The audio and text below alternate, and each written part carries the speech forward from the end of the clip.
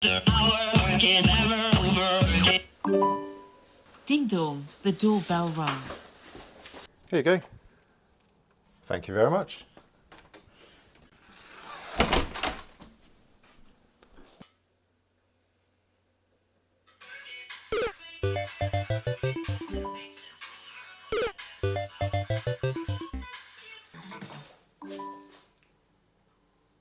The conservatory dehumidifier is full.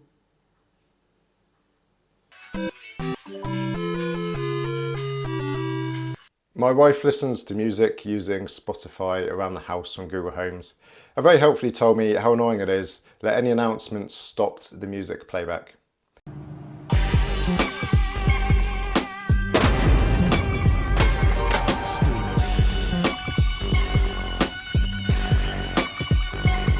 We have a few different announcements that happen throughout the house, and getting the music to resume afterwards was actually a little bit more tricky than I was expecting it to be. It basically involves 4 different parts. The official Spotify integration, Hacks, which is the Home Assistant community store, the Spotcast integration from Hacks, and a YAML script written by a fairly active community member that goes by the name of TheFes. The Spotify integration itself is fairly straightforward to get set up for a single account. You just go to the Spotify developer dashboard, tap Create App, set the redirect to your Home Assistant instance, agree to the terms, and finally tap Save.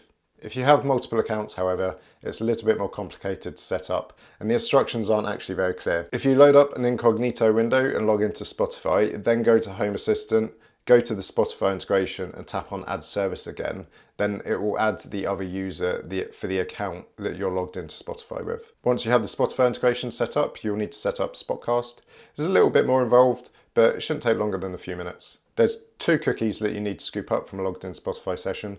They are sp_key and sp_dc.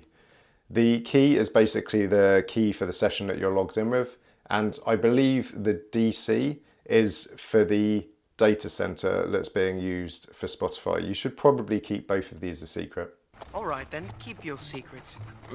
Multiple accounts here doesn't have any gotchas, so you can just grab the cookies for each user and then add them into your secrets for Home Assistant and link them into your Home Assistant configuration. It's worth giving Spotcast a quick check once you've got it set up as well. And if you want to check how it works for each user, then you can just head over to Developer Tools and create a Start Spotcast action for each of the users that you have set up. Now you have the ability to control your Spotify from Home Assistant, and specifically you can control Spotify on any cast device on your network as well, which means you're now in a good position to set up the script so that it can resume after an announcement. Don't forget to subscribe.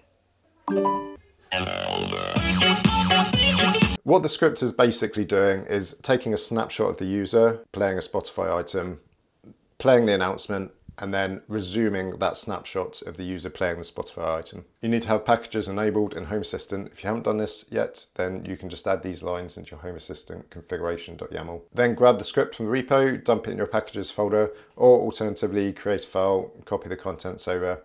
It might look a bit scary at first, but it's just the first 40 lines or so that are configurable, and it's actually pretty straightforward. This is how I configured mine. I set my primary Spotcast user. I created some speaker groups that match what I have in Home Assistant. They're using the entity names from the cast integration in Home Assistant. I also enabled the automation, and in the docs it says that the automation can be a bit flaky, but from my experience it works pretty much every time. I commented out the volume change as well because I have the volumes set on a nightly automation, so it sets specific volumes for specific rooms. And now you can send announcements and your music will keep on playing after, which means your automation will be Harder, faster, better, stronger. If you made it this far in the video, thank you so much for watching, and I wish you all the best on your home automation journey.